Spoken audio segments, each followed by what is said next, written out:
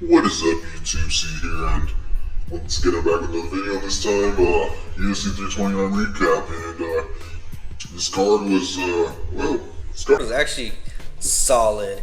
There was a lot of potential, and yeah, just to recap, I'll start from the bottom to the top. And okay, I know looking at this format, it's quite well, it's a bit of an eyesore. And yeah, I just basically made this in the shortest amount of time I could.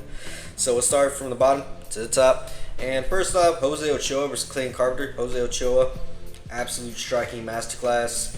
Just pieced up Clayton Carpenter on the feet and showed off his good takedown defense. So I picked the right guy to win. I actually forgot how I picked this guy to win. I'm pretty sure I did pick him to finish Clayton. But UD, hey, still got it. And this is all just for fun, by the way. You know, I don't have a gambling problem. I think so. Next fight, Bissinger Sky versus Jordan Santos, and yeah, every Bissinger fight, bro. I mean, yeah, he's starting to look worse and worse every single time, and it's starting to bring up conversations of how far is this guy gonna go in. Bissinger, I mean, look, man, dude, you're almost going to decisions with guys you probably shouldn't. You know, guys that the UFC is deliberately feeding you. This dude lost to Ozzy Diaz, and later on in this fight, we saw Ozzy Diaz get put in, go night night. I mean, it's just really weird, man. So either Bissinger needs to switch up his camp from Kill Cliff FC to somewhere else, or he just needs to take his opponents way more seriously, because in this fight he got pieced up pretty bad. And well, pieced up is maybe the wrong word to use, but he did get hit a lot in the head.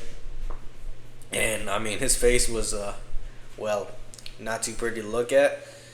And obviously, looking at someone's face, you can't really tell if they want to fight. I mean, well, some cases you can, some cases you can't, but sometimes there are cases where just because a fighter looks bad, face-wise, they got a lot of bruising cuts, doesn't mean that they lost.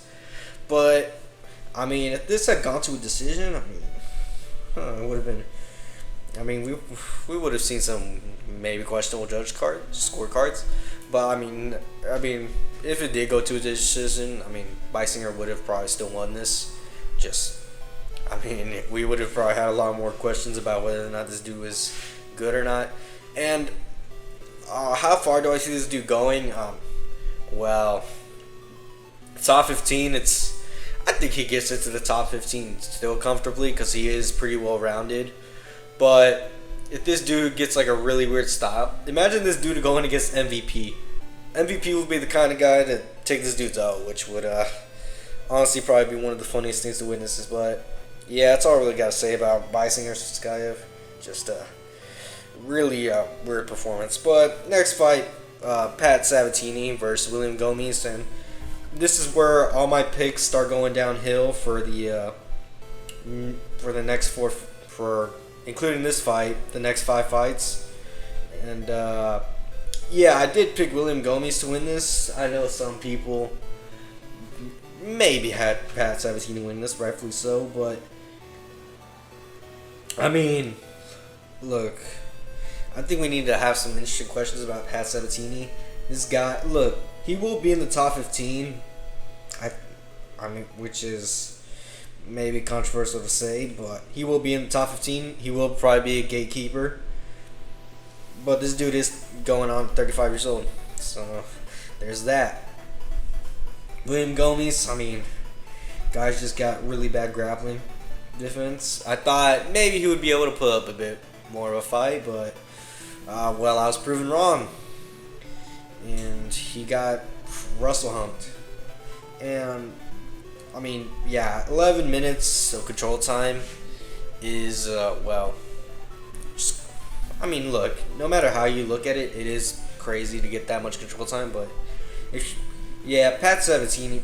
And here's what okay, a little spoilers for a video I may or may not make in the future about a fight on this card compared to other fighters, Sean Brady compared to guys like Kamaru, Pat Sabatini, Islam, and Hamzat.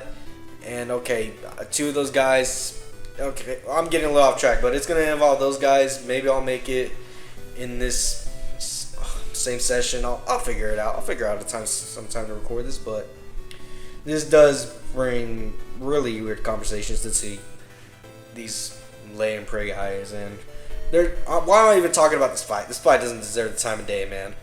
Now, for the next fight, Roman Kopylov versus Marco Tulio. I mean, yeah, I thought Roman Kopylov was washed. I genuinely thought he was washed, but man, he absolutely whooped Marco Tulio's ass. Dropped him. I mean, in the official ESPN thing, it says 3 times, but maybe he got dropped a little bit more. But yeah, Marco Tulio, not good. I guess I did overrate. I guess Roman Kopylov and Chris Duncan are on the same level, but yeah, I mean, Roman Kopylov gets a win, ends a 2-fight skid. But I mean, I guess I could see him getting back to top 15. Marco Tulio lost to 2 decent guys who are fringe top 15, top 20 or so. So yeah, it's gonna be pretty bad. I mean, what else can I say? Nothing much else. Jim Miller versus Jared Gordon, another pick I got wrong. So counting from Pat Sabatini's win, yeah, that's 3 wrong so far. I generally did have Jim Miller winning this. I know it's crazy to believe, but Jared Gordon, he took him down and, well, got put in the guillotine. And, I mean, what can I say? Jim Miller, greatest unk of all time. Battle of the Unks. Jim Miller is number 1 in the unction all time, I guess. And, I mean, what can we say? Jared Gordon might be washed at 37, which is wild to say, compared to Jim Miller, who's fucking 42 years old. I mean, golly. Apparently this dude's trying to aim for 50 fights in the UFC, which, I mean, great for him, man. There's not really much else to say about these guys in their future. They're both basically journeymen. Unless Jim Miller goes on a title run, which is, I think you have a higher chance of winning the lottery than that happening. But next fight, Grant Dawson versus Mateusz Rebecki, and another pick out. Look, Rebecki was actually looking good until he got subbed. And, yeah, what can I say? Just disappointing. I mean, yeah. Rebecki could have won that fight later on, but, well, he just decided, fuck around, find out, I guess. And that's another pick wrong. And what can we say, y'all? What can we say? This is why you don't gamble, kids. If you gamble, well, potentially your guy loses by a rear naked choke, even though he was arguably winning. And yeah. Now for where do I see these 2 guys going on? Mateusz, he'll probably be in the UFC still, because even though this guy is, what's this dude's record in the UFC? Something like 4-6, 5-6 in the UFC. Some 4-4 in the UFC, something like that. I don't 4-4 in the UFC. I mean, look. Even though this guy may not be the best fighter, he's at least gonna be useful on cards, be fed to up and coming guys. Just helpful to get people's eyes on the cards, because he's a name that we'll always probably try and get some. Grant Dawson, I mean, what can I say about him? Maybe he'll get another shot into the rankings. I mean, it's not too late to count him out, but I don't know. Lightweight is just a shark tank of a division that it will be hard for him to get back in. So, who knows? Another pick I got wrong, but Yaroslav Amosov versus Yoel Alvarez. Now, I mean, yeah, another pick I got wrong. And yeah, Yaroslav, he absolutely whooped Yoel Alvarez's ass. What can I say? This guy may be a future GOAT. It's not ridiculous to say that. And yeah, I guess Yoel, he was a weight bully. And yeah, we've seen what he looks like at a higher division, and well, it's not. Who knows? Maybe this is an off night, but it just depends. Yaroslav did have a good game to compete with Yoel, so yeah. And for the next fight, Teba Gautier versus Ozzy Diaz, and from this point on, all my picks were right. So from Yaroslav Amosov versus Yoel Alvarez to Pat Sabatini and William Gomes, well, all my picks were absolutely wrong. But from Teba Gautier to Ozzy Diaz, I got the main event wrong. So from that to Teba Gautier versus Ozzy Diaz to Volkov versus Waldo Cortez Acosta, yeah, I got him right. So I mean, who knows? Maybe if I hypothetically did gamble, I mean, I could have gotten it right. But next fight, Teba Gautier versus Ozzy Diaz. Yeah, Teba, he showed off his skills. I don't know why Ozzy Diaz corner was like, yeah, this dude don't got power. And Teba probably heard that shit. I took it personally. And man, dude just touched him with a fist and well, yeah, crazy. Just put his ass out. And Ozzy Diaz, obviously a can of worms. Lost. I mean, I guess Teba, he called out Adesanya, and damn, poor Izzy. I don't know why, but I got a feeling Izzy could maybe win this one, because I don't know. Actually, Izzy might be too old and washed to just win this. It might be over for Izzy, but I could see the UFC actually making this fight, because first of all, Teba, he's on a what is this dude's win streak in the UFC? A five fight win streak, I believe, in the UFC, which is crazy, not including his Canadian series bout, and 4 finishes in those 5 wins in the UFC. I mean, crazy. And I mean, I don't know. Should this guy get a shot into the rankings? I guess, but the UFC is gonna have to protect this dude, because yeah, the division just got a whole lot more crazier. And I mean, there's nothing else for me much to say besides just reiterating what happened in this fight, I guess. And Bobby Green, you know what? King Green versus Jeremy Stephens. Yeah, Jeremy Stephens, worst UFC fighter of all time, has a record. I think he broke the record of 20 losses on a UFC card. And King Green just pieced him up, absolutely pieced up Jeremy Stephens, and subbed him with the rear naked choke. I mean, crazy work. I mean, what else can I say? Bobby Green will probably just be, fluffed up, put on main cards, fed to young up and comers, either fraud checks them or gets beat by them. Jeremy Stephens, Jeremy Stephens is actually even signed to UFC. Apparently, how it works is he does 1-fight contracts, so maybe the UFC will just, I don't know, give him to some old vet like Jim Miller or some shit like that. I don't know. But yeah, Sean Brady versus Joaquin Buckley, and this is what I was talking about. Put this fight, Sean Brady versus Joaquin Buckley, compared to Pat Sabatini and William Gomes, and you'll see a clear difference in why fans hate grappling and why fans love grappling. Sean Brady showed that you can, in I guess definitive terms, lay and pray, but compared to what Pat Sabatini did, Sean Brady just did way more. I mean, this dude literally dominated Joaquin Buckley. He dominated. If you wanted to put this in mathematical terms, he dominated him for 4/5 of the fight. 12 minutes of control time in 15 minutes of a fight. That is absolutely insane, bro. Insane. This dude, and look, I know Sean Brady lost his last fight against Michael Morales, but Michael Morales is actually that good. I know some people are going to think this dude Michael has been fed to guys. He's oversized. But if you look into Michael Morales' background, mom was a judo practitioner. This dude did judo growing up, some wrestling.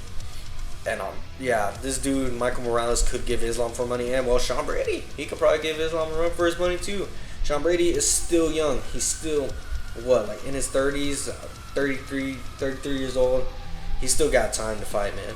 And Joaquin, Joaquin's basically stuck in the gulag, man. Everybody knows this dude's weakness. He sucks against grapplers. Get him down to the mat, control him, maybe try to sub him. And look, maybe Sean didn't get the finish, but I mean, look, Joaquin is a tough fighter. And if you compare this fight to Kamaru Usman when he fought Joaquin, it shows us which fighter is made better. I feel like that would be a good fight to make. Sean Brady versus Joaquin excuse me, Kamaru Usman. That would actually be a good fight to make. Now, obviously, Usman is, Usman wants to fight for the belt, and this is a step. But genuinely, you could argue this is I'm doing this quotation with my fingers, but a title eliminator. Because, I mean, you can build it as a title eliminator, and I mean, what else can I say? Let's get on to the next fight. Alexander Volkov versus Waldo Cortez Acosta. And yeah, I did say I think I was actually on the fence with this up until I uploaded that short where I was like, yeah, I know. I basically, I think I did. I forgot what I did. Yeah, I uploaded a YouTube short because I couldn't find the time to record the audio for the fight for my picks. There was just a lot going on. I was very busy with work and stuff, and yeah, I don't even know if I did like the two main events. I think I just picked them and added like absolutely no notes. But for this fight, I'm pretty sure I wrote that Volkov was the better overall striker, and the grappling probably wouldn't play a factor into this. And even if it did, Waldo just didn't have any grappling that he would want to use. He'd like to keep us on feet. And look, Waldo, Mino Black. All right, it's getting old at this point. Well, Mino Black, Dominican. Yeah, Waldo's effectively not gonna get a title shot. But this is heavyweight, so he'll definitely get a title shot at some point or another. He just needs to win 2, 3 fights and get into the picture. Volkov, he's #1 contender in line before Alex or Cyril Gane and I guess Hokit. So heavyweight's actually looking pretty exciting now. I mean, that's good for this division. Heavyweight's probably at the absolute highest point it can be this year, which is crazy to say compared to early to mid 2024, where it was, or actually even 2020, like around 2025, where it looked like it was just absolute hell, man. But yeah, good win for Volkov. Just pieced him up, pieced Waldo, and look, he did get hurt a bit in some of his fight, but yeah, I don't know. It's just, do I see Volkov becoming champ? Probably not. If it's against a guy like Tom Aspinall, definitely not. Cyril Gane has a chance. Alex Pereira, maybe Volkov can take it to the ground, but I don't know, man. But yeah, moving on. Co-main event: Joshua Van versus Tatsuro Taira, and look, I told y'all in that short, I literally said Van was good. I literally added a little thing like probably won't have much relevancy to the fight, but Tatsuro Taira trains at the gym that Ray Saruya's dad owns. And if y'all remember Ray Saruya versus Joshua Van, Ray Saruya did, mess up Josh with the grappling, but he had no striking. And I said Josh had better striking than Tatsuro Taira, and Tatsuro Taira did have better grappling than Ray Saruya, but Van still could outstrike him and work on his grappling to win. And guess what? Van, this fight was so good, man. Absolute peak. Now, was it a barn burner like Josh's fight with Royval? No. But Josh proved, guess what? I am that good. And look, Tatsuro Taira did absolutely grapple Josh quite a bit. I mean, 10 minutes of control time is nothing to scoff at, but I mean, and here's the thing about Taira. He was getting some damage. He was trying to go for subs, even though they may have not been officially tracked. But Van proved he is the man. He's the man, y'all. And and now I don't know what fight will be made next. We could see who's in the pipeline.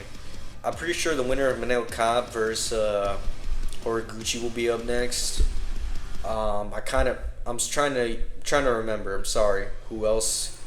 I guess what's that dude? What's that Chinese British dude name?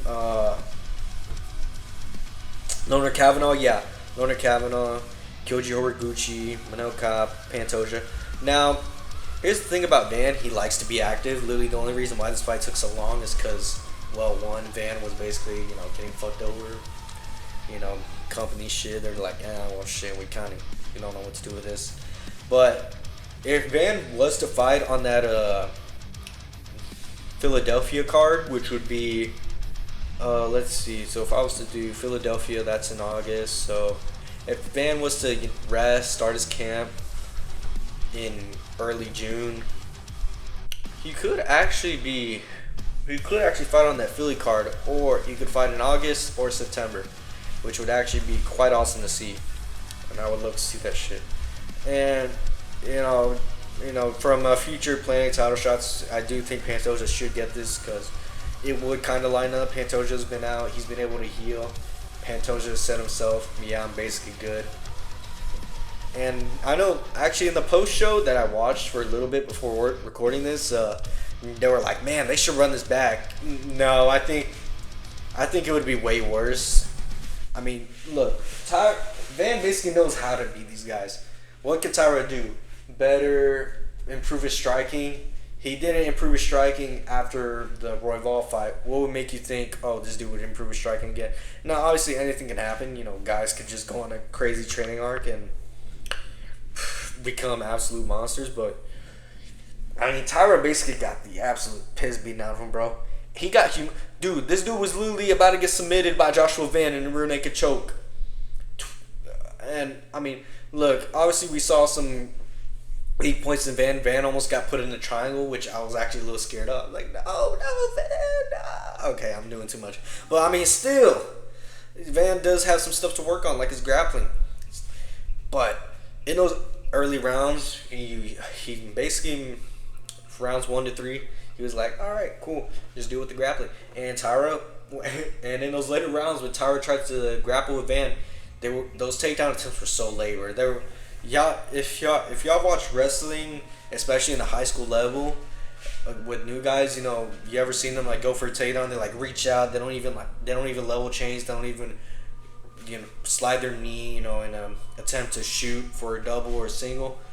It's pretty funny to look at, but I mean, in this fight, it's like, damn, bro, it's kind of sad to look at. I mean, to see Tara just basically screw to not even be able to take down Van. I mean, this dude count. Then this is coming from the counter itself, which may not be 100%. He landed 8 of 21 takedowns. 8 of 21 takedowns is insane. That is almost 1/3, landing 1/3 of your takedowns. Which is like 33% of your takedowns landed. If I was to math, a little over 30, or actually around 40%, maybe a little over 40% of your takedowns landed, which is not good, especially when the guy like Van gets up a lot, and it just shows you Van can definitely work on his grappling more, but that's the thing. Van is so young. He's 24 years old, and he's already this good. That's not normal. This guy could train a lot more. And here's the thing about the Houston area is, doing some research, there is a good amount of wrestling. You got guys like AJ Ferrari, who came from Texas wrestling. Angelo Ferrari, who came from Texas wrestling. I'm trying to think about Kamaru Usman. He came from Texas wrestling. Bo Nickel came from Texas wrestling. So there's a lot of talent that's came out of there, and which is crazy.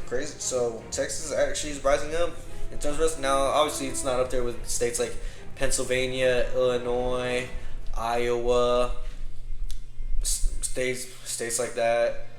It's just not on that level. And so I think Van will definitely.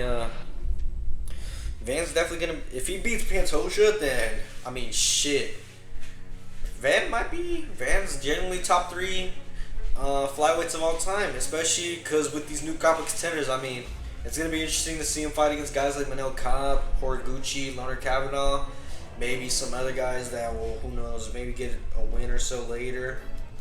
I mean, it's just interesting to think about. And Tyra is, I don't know, man. I mean, when you lose to guys like Royval and Van, it kind of gets a little hard to justify it. I mean, he's Japanese, so the UFC will try and get him back out there, which will be interesting to see how they will do that. But I mean, I should probably stop talking about this fight because I probably rambled on for way too long. But for the main event, Sean Strickland versus Hamza Chimaev, and yeah, Strickland basically made Hamza give up on his grappling, which is crazy. Which I know sounds ridiculous to say, but it's true. I mean, in those early rounds, I mean, we saw in the first round, Hamza had Strickland's back. In the second round, Hamza got some takedowns, but Strickland started getting up. And I know some people are gonna come up with the weight cut. You know, it was too intense, too crazy. Look, that was Hamza's choice to cut that much weight, man. And look, there's a lot of stuff going around about how Hamza was supposed to fight for the vacant 205 belt. And I mean, when you think about it, it does make sense. Apparently, according to what Arman said, Arman, who's in his corner, Arman, who's very close with Hamza, this dude was bulked up to 230 pounds. And after Strickland won, the UFC were like, yeah, you're fighting Strickland, but he basically had to go into camp immediately and basically die down, and, well, cut all that weight. And in that fight, and it very much showed in his performance. And look, man, if you're gonna bulk up that much, I mean, that's kind of on you. I mean, look, guys like John Jones apparently would weigh like 225, 230 at most if he was really just not training hard. But I mean, come on, man. I mean, you don't really, Hamza, you're strong as shit, dude. And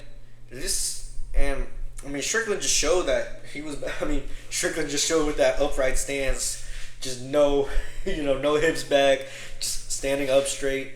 Even that, he basically just pointed Hamza. He just punched the shit out of him, especially to his head. This dude absolutely domed Hamza to his head.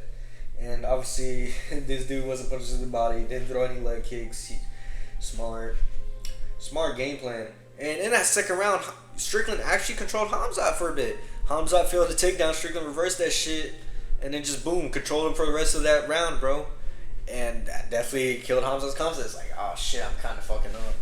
And here's the thing about Hamza. I actually do feel bad for him because, I mean, if the stuff about Kadyrov is true, I mean, fuck, man. We're about to get some either bad MMA news, or we're gonna basically be like, it's basically just gonna be that like really sick feeling of like, fuck, man, what is going to happen to Hamza? And this win over Hamza for Strickland is gonna bring up interesting conversation. And that is he? And this is ridiculous for me to say. Is he a top 3 middleweight?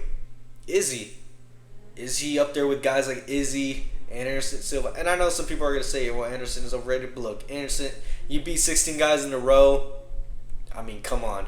At that point, it's like, man, you guys aren't even trying to beat this dude.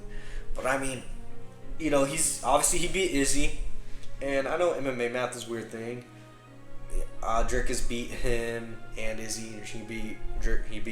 Drickus beat Sean twice, so Drickus is better in that first fight. And looking back now, Sean probably did win that fight. So it even looks now, and look, he did get beat in the rematch, but so it was arguably 1-1, even though officially it's 2-0.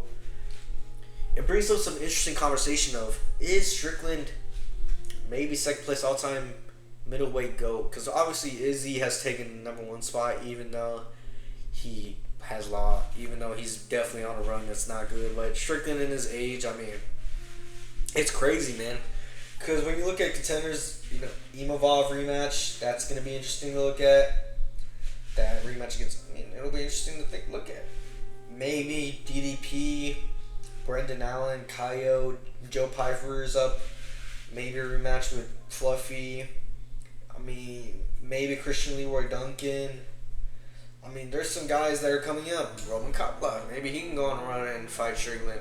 Obviously, Sean did say in his when he was on talking with the analyst, Poirier, Weidman, Dean Thomas, some random British lady, he was like, yeah, I'm going to take a break, support my guy Pereira, take a break, a little more break after that, which is honestly pretty fair. I mean, this dude literally fought, February, May, fucking, so if he was to start his training camp in like late December, January, so that's like 5 months of basically training, fighting, being in camp, working at the gym. I mean, yeah, I'd say he deserves that right. Hopefully he fights maybe in maybe in October, maybe sometime in hopefully December at the latest, December or January at the latest. Hopefully he fights again, but I mean, yeah, I think Strickland, he's getting up there, especially if he successfully defends his belt against, I guess, who would be next. I mean, maybe they might do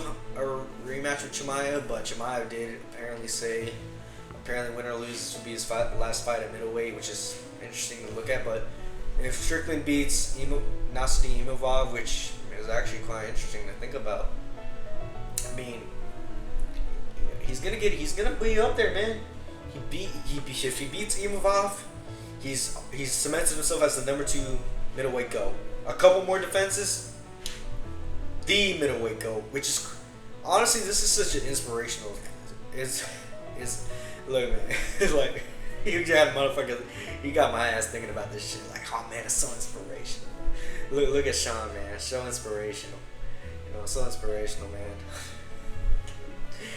Oh my. Okay, but yeah, I'm getting too ahead of myself. Okay, Sean, he's won his fight. I mean, what else is there to talk about this card? For the performance bonuses, from what I remember seeing, Yaroslav Amosov and Jim Miller, they both got performance bonuses of the night. Van versus Tyra, they got fight of the night, which is cool, very cool.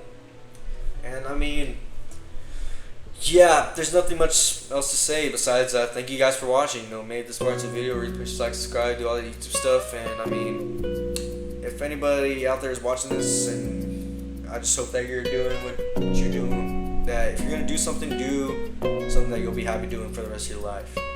And as long as it ain't hurt nobody, just do it.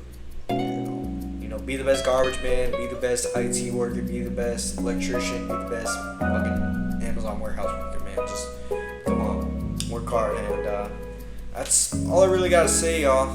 Peace.